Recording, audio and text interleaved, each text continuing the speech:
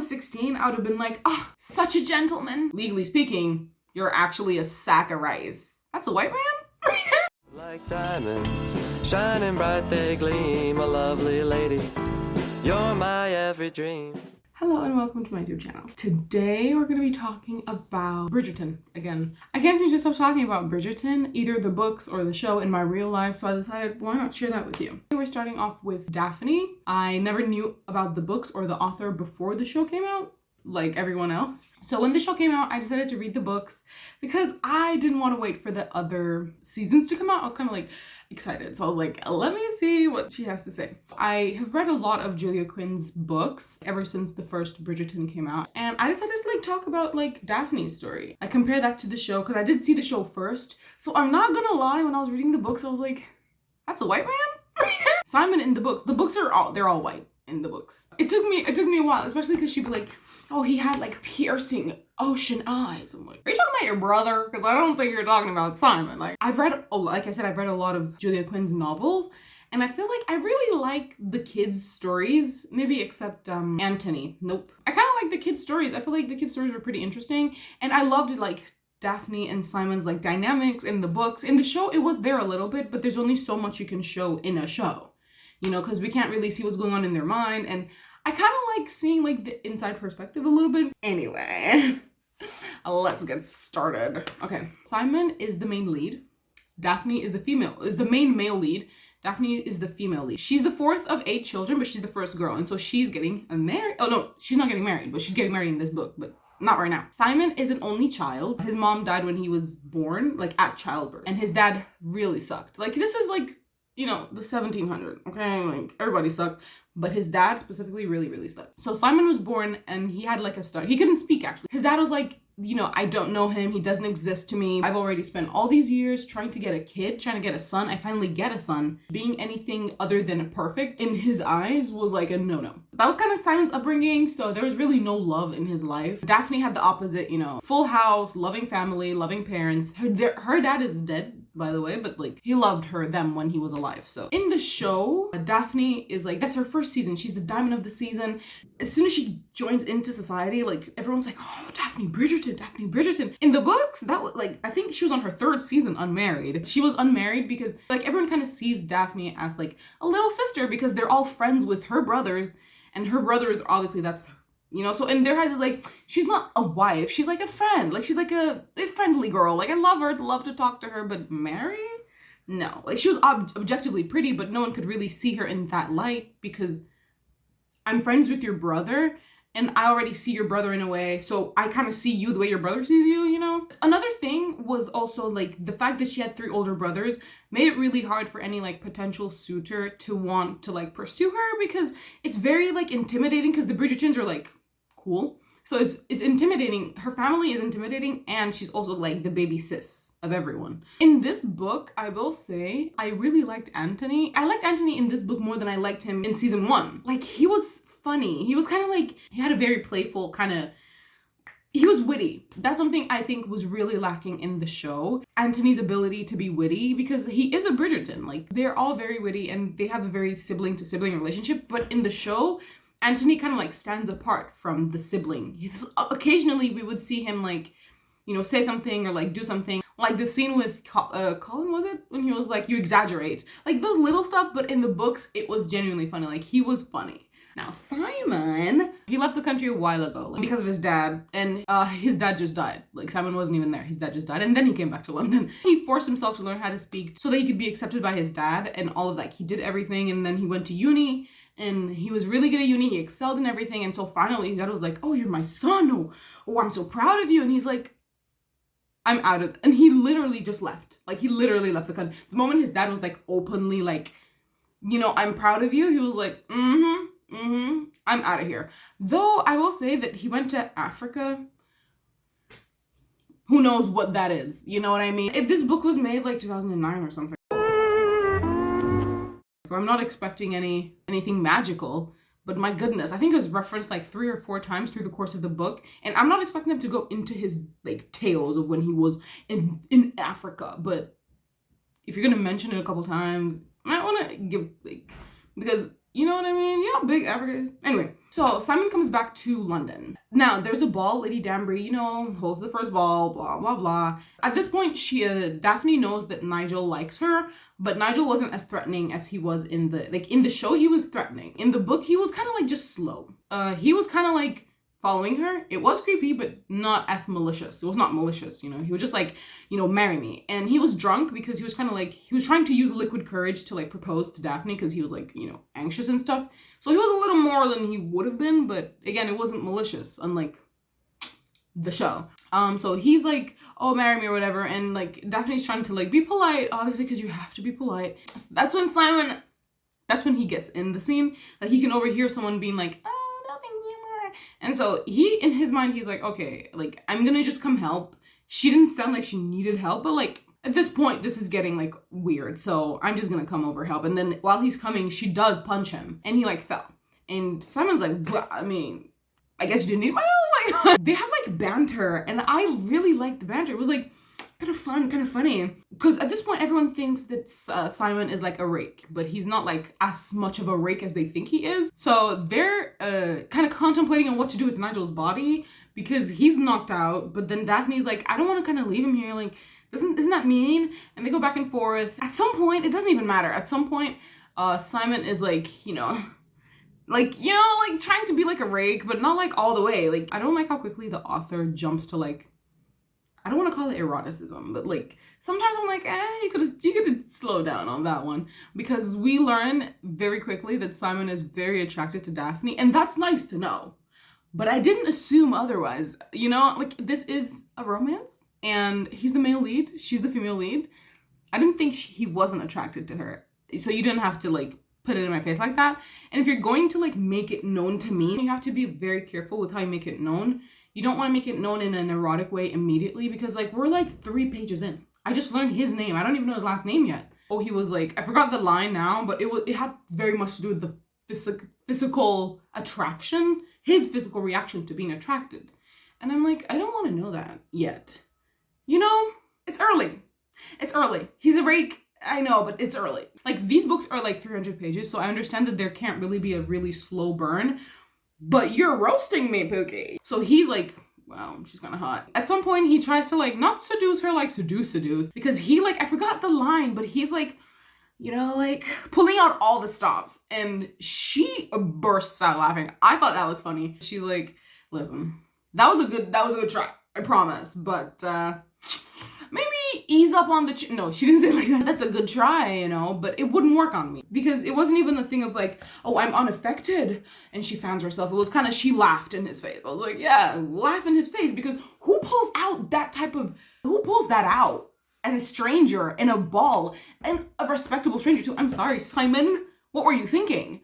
Like, forget the fact that at this point Simon doesn't know that she's a Bridgerton. He doesn't know anything. He just knows this is a girl and I came to help her, you know? So I'm like, you're just gonna pull that out at any random innocent? They call them innocents. I don't like the term because, you know, I know why they're calling them innocent. Boo. But for the sake of this video, we're gonna act like innocent doesn't mean what we know it means. You're gonna pull that out on an innocent just because? What is, like, yeah, she's a female lead. I know they end up together, but I'm trying to imagine it, like, imagine it was like some random girl. She's like, yeah, there's a man on the floor and I knocked him out, and then some other dude comes around and he's like, hey.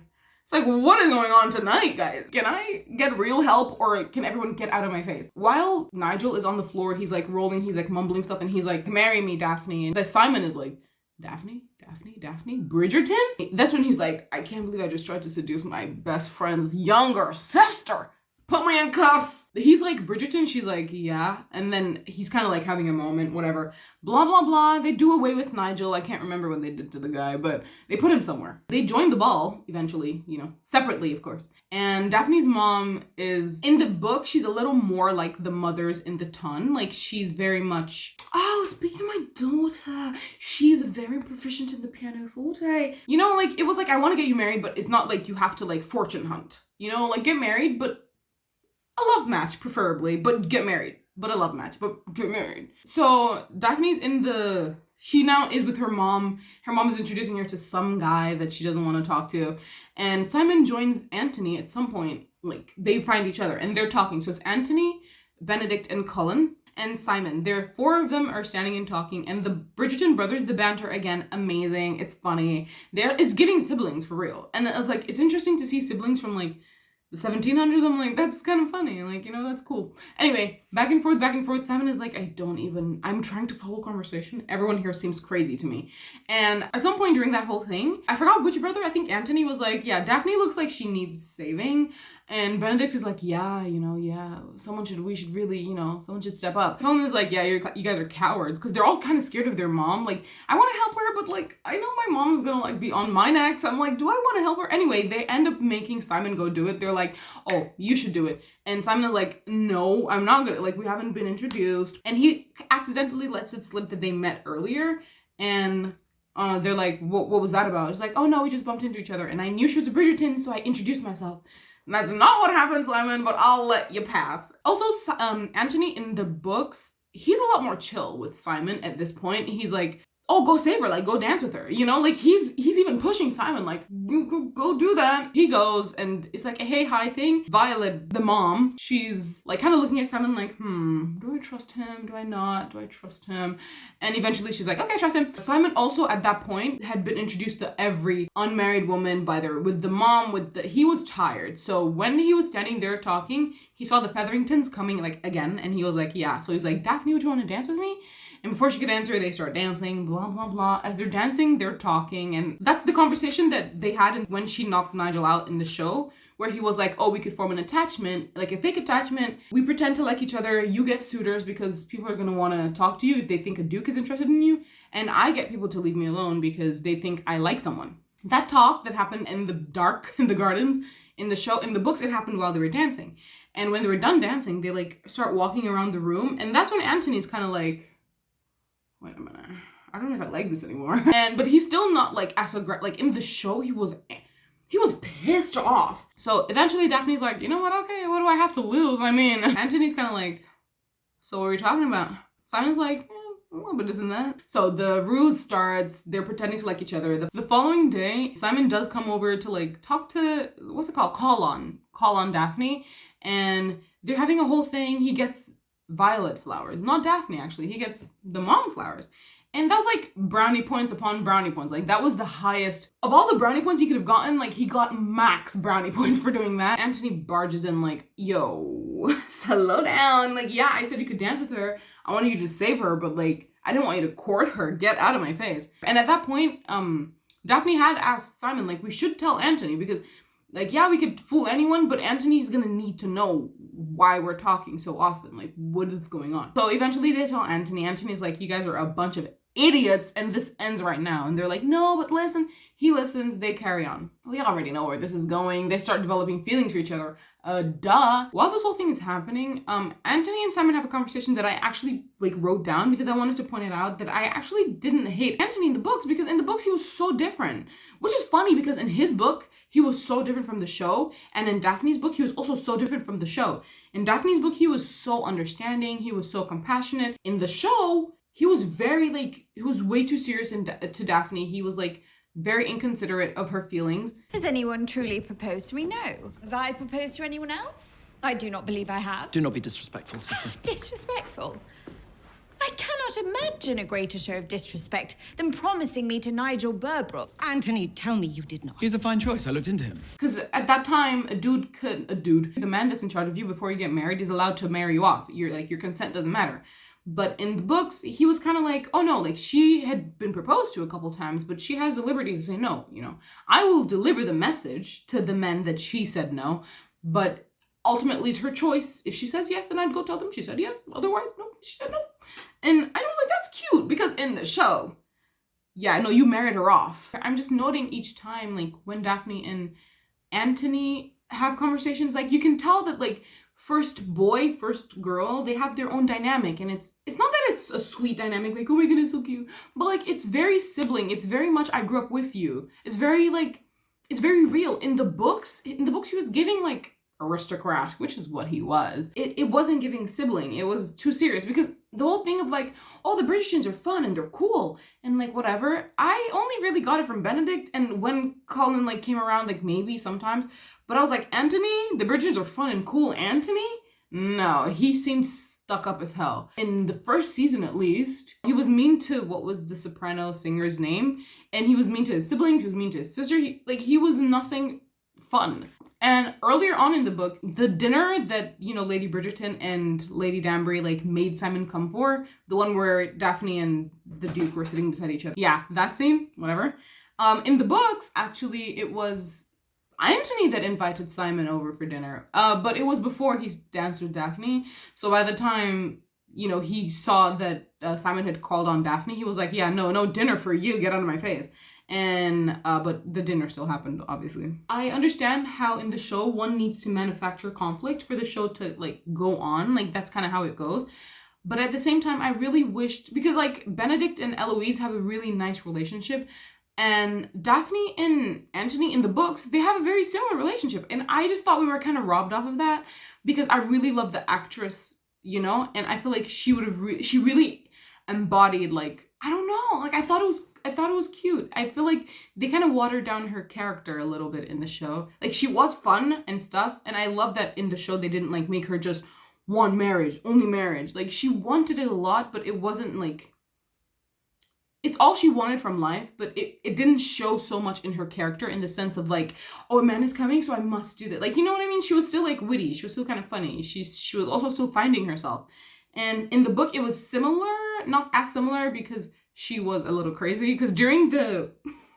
when Simon was when he called on her, they were in the drawing room or wherever they were having a conversation, and he was like something about how he's a rake or something, and she was like, yeah, but not for real, like, you're not really a rake. And he was like, wait, what? And then she was like, yeah, no, like she makes a really inappropriate comment for the time. At least at the time, you're not even supposed to, like, hint at holding hands. And she was like something about, like, if you kiss someone, like, kissing someone doesn't make you a rake. Or I was like, miss. And Simon is like, miss. The fun side of Daphne as well. Like, we got to see a bit of it, but I kind of wanted more, because while reading the book, I could see the actress in my head. And I was like, this would have been fun. This would have been cute.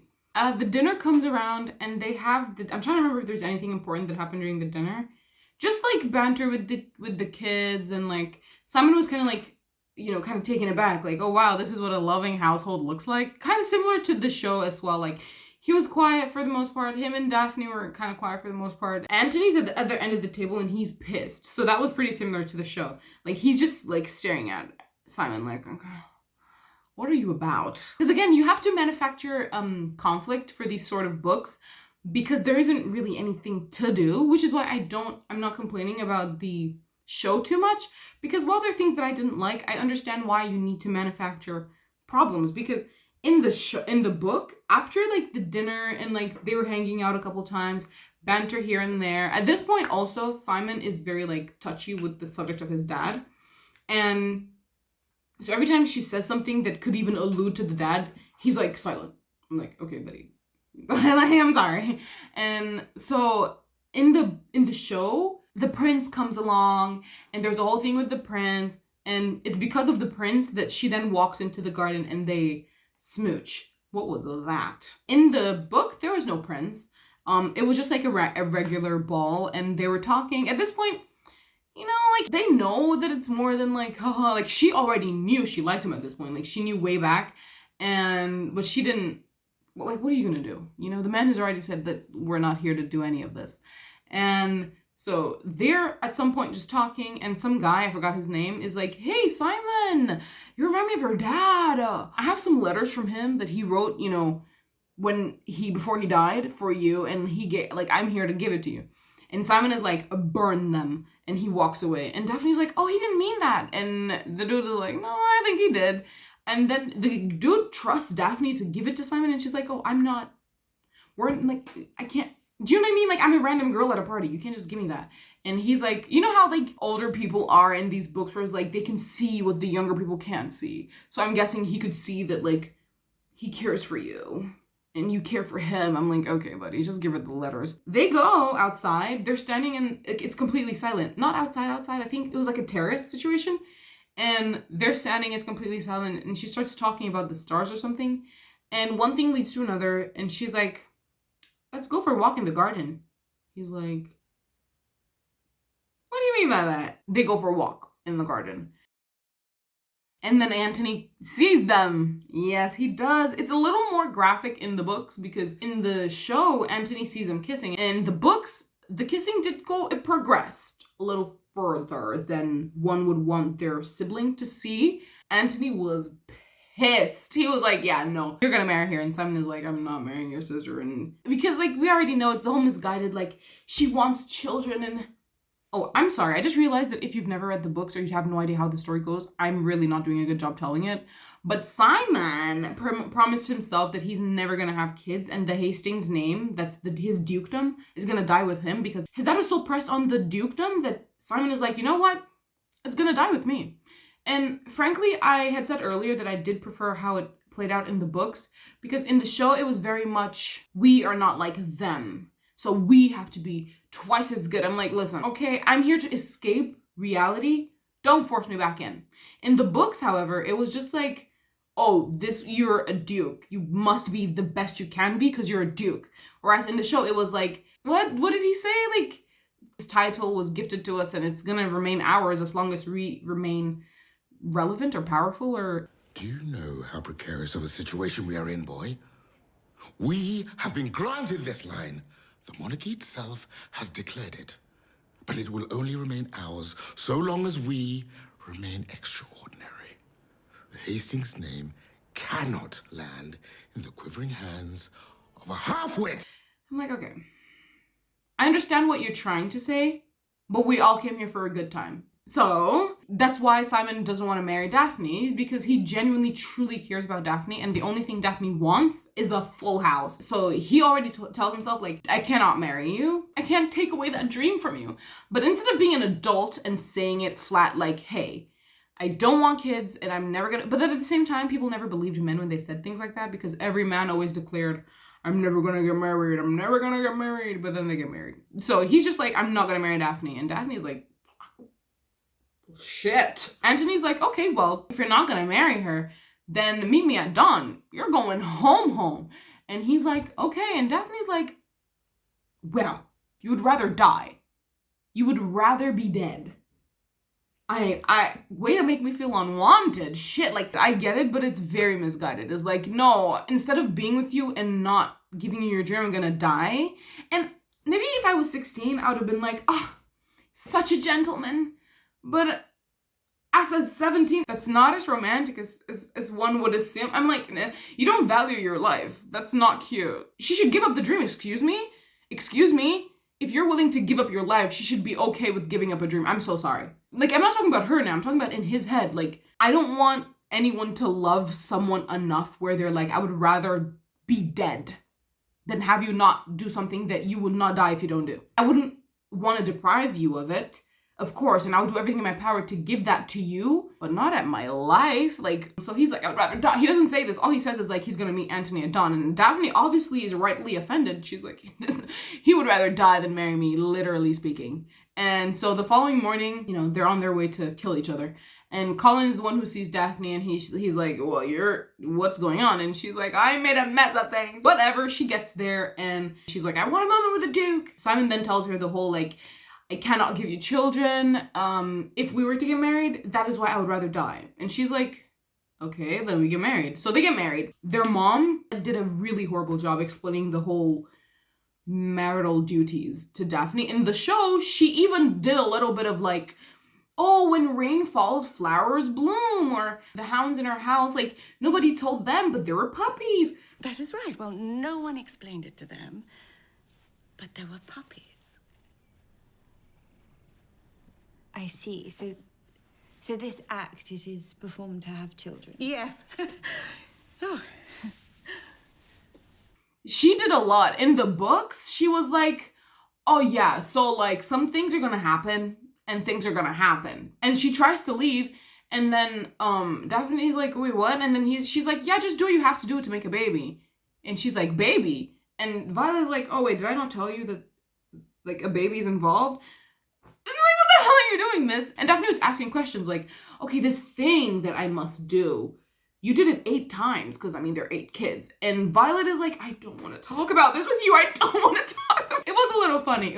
They're supposed to ride all the way to Simon's residence, but then they can't ride through the night. So they stop at an inn. Oh, also there was the one bed trope in this randomly. In the show, they got 2 separate rooms. In the books, there was only 1 room left. And so they take it, obviously. And Simon is really pissed. So in Daphne's mind, she's like, wow, he really doesn't like me. In Simon's mind, he's like, how could I have messed this up so bad? Like, how is she spending her first night married in an inn? You know, so he's like upset with himself. She thinks he's upset with me. Blah, blah, blah. It's their wedding night.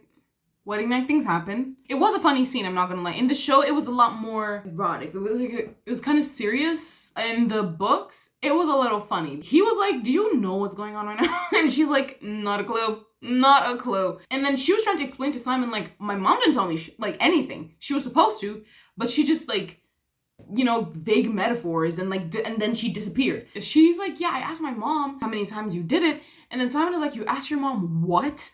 And while Daphne's telling him everything about what her mom did and didn't tell her, he realizes that there is a loophole. Like, she doesn't actually know how babies are made. He decided to exploit the loophole. Would I have done it that way? No. I remember why I thought that scene was funny. So, it's their wedding night, and she is talking to Simon, and, you know, she's, like, sad. Like, she's kind of quiet, and Simon's like, what is going on? Because Simon said, like, I cannot have children. She believes that means he physically cannot have children. And Simon, that's what, like, brings about the conversation of, like, what did your mother tell you exactly? And she's like, oh no, she told me that, like, this thing creates children. But you said you can't have children, so you can't have this thing. And he's like, Because Daphne was saying, like, oh, don't feel bad. Like, I'm not gonna tell anyone. I'm still gonna be a perfect wife to you. Like, no one's gonna know. And he's like, listen to me. And she's like, no, listen to me. And the following day, they get to Simon's place of residence. And, you know, honeymoon things, happiness things. And while she's taking a tour of the whole place, that's when she meets the housekeeper, the one in the show that hated her for some unknown reason. Is that... The former Duchess, yes. She was beautiful. Thoughtful, too. Most proper. A perfect Duchess. Anyway, she's talking to the housekeeper, and, like, similarly to how it plays out in the show, they're talking, and the housekeeper uses a metaphor that doesn't really register to Daphne at that point. And they're just having, like, an honest conversation about how Simon was treated as a kid. And that's when she finds out that Simon used to stammer, and his dad was, like, a horrible person. He lost his mom at childbirth, the whole story. Later that evening, more honeymoon things go on. And during this whole time of honeymoon things, how do I say? To the best of his medieval abilities, he doesn't get her pregnant, so to speak. Because, how do I say this? They're on a journey together, but he completes his journey. And she's like, wait a minute. And so, like, it kind of clicks in her head that you lied to me. Not that you cannot, is that you don't want to. There's a difference. Like, you made me feel bad for you. Like, I felt bad for you. And they're having a back and forth again, blah, blah, blah. And she's like, get out. You know what? I'll get out. Whatever. So now they're not on speaking terms. At this point, I'm a little like, Missy, I don't want to take anyone's side but yours, but you're kind of annoying me right now. Did he say the whole truth? No. Should he have? Absolutely. I really want to be on your side, Pookie, but regardless of his reasoning, children are not going to be involved in this. And should he have told you that he doesn't want to versus he cannot? Yes, because it does change things, because he knows that that's your lifelong dream. If it's a don't want to versus a cannot, it does, like, it's like, you know, it's more painful. I get that. Same time, I'm like, so Simon at that point, he's also like, you know, he's upset. He's like, blah, blah, blah. And the whole day they don't talk. He goes upstairs and he opens the room door. She's not there. He looks around everywhere for her. She's nowhere to be found. And he's like, wait, did she leave? And so he's flipping the whole house upside down at this point. And someone is like, oh, she's in the Duchess's bedchamber. And if you don't know this, typically after the honeymoon's over, the Duchess kind of has her own room. Duke stays in his own room. So he goes there. He's banging on the door. He's like, you know, come with me. Now, at this point, this is where I want to point something out. Love the book thus far compared to the other books that she has written. Everything I'm saying is relative to her other books. Now, this is something that I don't like when people do. And they do it pretty often, especially in romance. And I'm like, this is the last place you should do this. You know that, right? So they're arguing. She locks the door. She locks him outside. And he's like banging on the door. He's like, open the door. I'm going to break it or whatever. And she eventually opens up the door. And he's like, why are you here? You know, come back to the room. And she's like, no, blah, blah, blah. And she's like something to the effect of, you are withholding something from me. So I'm going to withhold something from you. Me. And he then decides that this is the perfect time. And I don't get why authors do this, but I already know women didn't have rights at the time, but you really pick the worst time to let me know that women didn't have rights. Because you really think that this is the time I want him to say, well, I could make you. I know. I'm trying not to think about it, actually, because no one in the class thought you couldn't.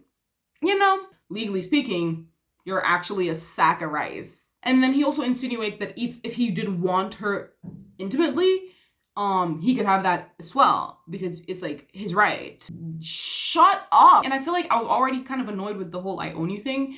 Again, maybe if I was 15, I'd have been like, oh, don't say that, but that's kind of cute. No, we know you own her. Jeez, it's not the time or place, and it would never be the time or place, because this is a romance. Remember, romance? And he's fully sane and sober, and he's like, yeah, I own you. If I wanted you, I could have you. Whoa there, buddy. And she's like, yeah, but you're not gonna. Get out of my room.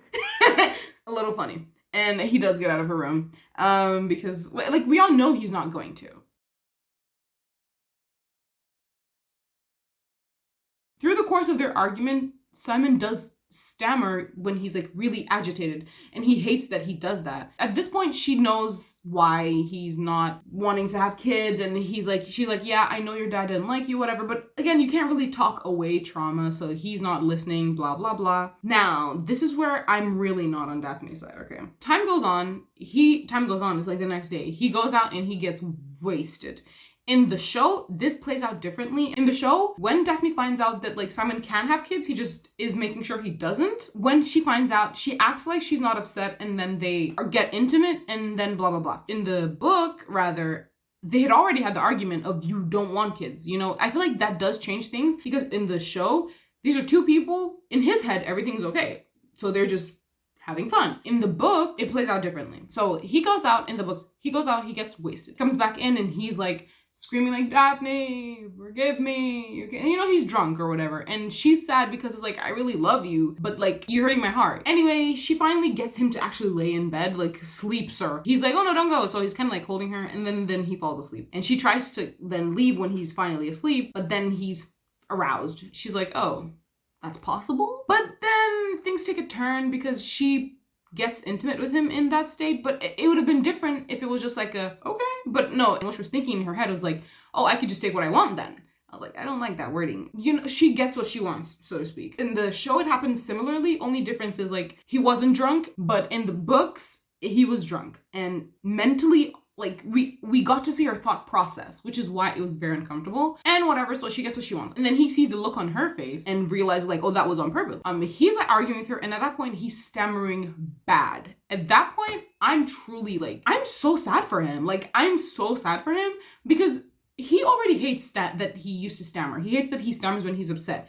But typically, when he was stammering before in the other arguments, he was just like in this scene, he couldn't even speak. I was so sad. I was like, so he's trying to like articulate his point, but he can't, because he can't really speak in this moment because he's genuinely so overwhelmed. Like, and then he feels like a little kid again, and because at some point she's like, Simon, like, are you okay? And then he starts remembering his childhood, and I'm like, this is a horrible scene. And he just leaves.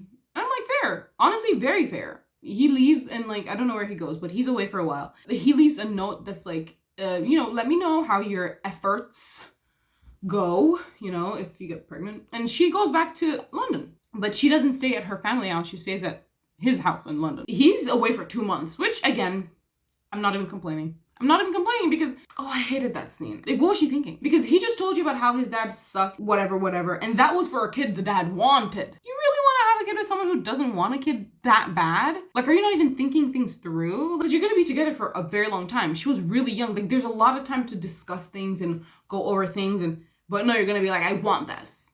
To the point that, what? And then the baby didn't even, you know, she miscarried. I was like, Anyway, he's away for 2 months. Her brothers come over to the house and they're like, what are you doing here exactly? And she's like, it's my business, it's my marriage, which I also respected a little bit. And her mom comes over, and funny, she didn't even have any issue with her mom, which was funny because I would have been pissed. You're the only person who can tell me these things. Darling, I am merely trying to be of help. Do you know what might have truly helped matters? If your motherly advice had actually prepared me to wed. Whatever do you mean? I mean, Mama, that you sent me out into the world no better than a fool. Anyway, she believes that she is pregnant because she does miss her period for a month, and she eventually does write to Simon like, hey, you know, I'm pregnant. And she gives Anthony and makes him promise, swear I'm not gonna open it, and he does promise, blah, blah, blah. He goes to give Simon then reads it, and, you know, he starts coming back home. By the time he does get home, she has already lost it. He's like, did you lie to me? And she's like, no, I didn't lie. I genuinely thought I was, which is why I wrote to you, blah, blah, blah. And they're, you know, talking. And at this point, like, a lot of the anger has gone down because they both really miss each other. They both really love each other. Eventually, she's still telling him, like, your dad is ruling you from the grave. Like, you can be happy. Also, when he finds out that she lost it, and he doesn't know how to feel because it's like, I didn't want the baby, but, like, someone I love is in pain, so, you know.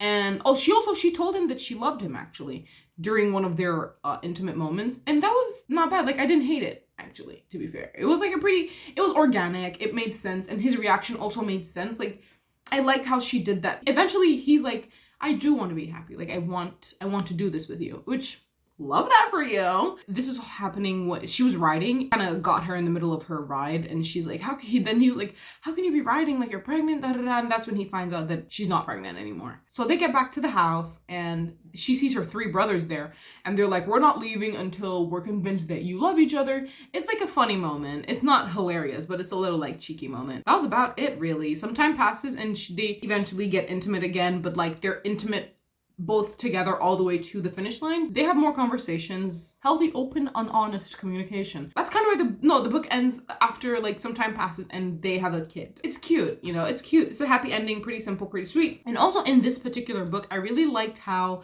they didn't end when they got married. We got to see them after marriage, because getting married was the easy part. Actually, the marriage itself was the hard part. And I actually I think through all of her books, I really like that the chasing and the courting and all of that is pretty nice, it's pretty fun, but the real problem starts when you're gonna live the rest of your life with one person. That's where the real problem starts. So I actually do like the fact that her books, Julia Quinn, like the books and the shows and all of that, it shows like married life, which is why I loved season 2, but I didn't quite like how it ended. Anyway, that was the book. For book 1, Daphne's book, I really liked both Daphne and Simon in the show and in the books. I still can't get over the fact that Simon is not a black man, because they kept saying blue eyes. I was like, you have the wrong number. But it was a nice book, at least in comparison to her other book. Because I've read some of her other books and I'm like, miss. But this was like cute. I loved how she did the whole sibling dynamic, and through the other books, that dynamic like kept on going. And their dynamic reminds me of my siblings, which is why I think maybe I like it so much. The back and forth, the poking fun, I thought that was kind of fun. I also like that, you know, they went through their issues as a unit and also separately. I definitely did skip some things as I'm thinking about the book right now, but it's fine. It doesn't matter. I like things that they removed. Some of the things they removed, I was happy they removed it. And some of the things they removed, I was like, why'd you do that? Thank you for watching this video, if you made it this far. And I will see you in the next video. This is I Look. They're not twins. They're not even related, but I kind of like it. Anyway, I'll see you in the next video. Bye.